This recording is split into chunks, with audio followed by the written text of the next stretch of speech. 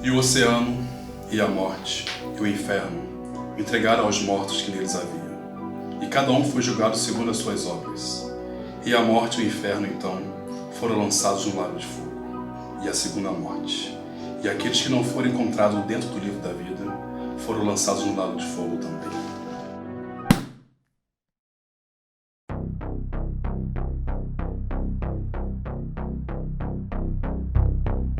Não tem limite para o quão a religião consegue ser bizarra. De cultos medonhos a crenças amaldiçoadas, os dogmas religiosos foram uma das primeiras inspirações que nos levaram à criação do terror e o uso do medo na arte moderna. Quando a gente fala de religião, a gente sempre acaba se conectando com alguma coisa que assusta a gente. É muito fácil a gente pensar seres extracorpóreos que dominam a nossa vida e estão sempre à espreita nos olhando. A gente consegue pensar e associar isso tanto à religião como a monstros grotescos. Além disso, pensar em novos planos de existência, seres sobrenaturais e dogmas ainda dizendo para onde a gente vai depois da nossa morte, nos leva a concluir simplesmente que medo é uma parte fundamental e existente dentro da religião. A Manobra das Massas trata exatamente disso. O medo e a religião andando de mãos dadas. E a arte acompanha esse fluxo. Jardim das Delícias, de Hieronymus Bosch, tem uma representação perfeita do que a Bíblia trata. O quadro é dividido em 3 partes. Se você pega à esquerda, nós vemos o Jardim do Éden, com toda a sua beleza retratada. A maior parte, que é a do centro, é uma representação do purgatório. Já a parte à direita é a área mais famosa desse quadro.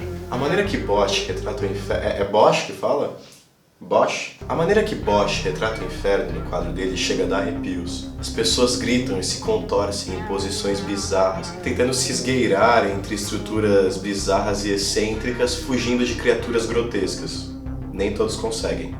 Tanto na literatura como no cinema, isso é retratado o tempo todo.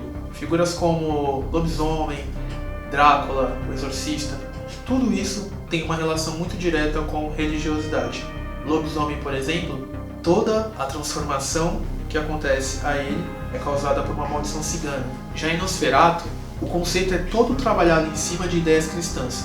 Ele é uma aberração criada a partir do momento que em seu coração ele abandonou completamente a Deus e ao cristianismo. E a partir disso, a única forma de derrotar esse monstro é usando práticas cristãs, utilizando o crucifixo, por exemplo. Conforme o tempo foi passando, as pessoas foram perdendo o medo de tocar em assuntos mais delicados. E com isso, não tinha mais como deixar ele de fora. A partir dos anos 60, o próprio Satã se tornou um dos personagens mais queridos do cinema de terror de todos os tempos, resgatando aquele fascínio que a gente tinha com o coisa ruim de uma maneira não vista desde a Divina Comédia. Até os dias de hoje, a relação entre o macabro e a religião é muito forte, principalmente no audiovisual. A maneira com que essas coisas se relacionam fazem a gente engolir seco e refletir sobre o nosso lugar no mundo. Fazem a gente refletir sobre o que pode existir, sobre o que não pode existir, se tem alguma coisa vigiando a gente nesse exato momento, ou se não tem nada, e principalmente, qual das duas possibilidades é a mais amedrontadora.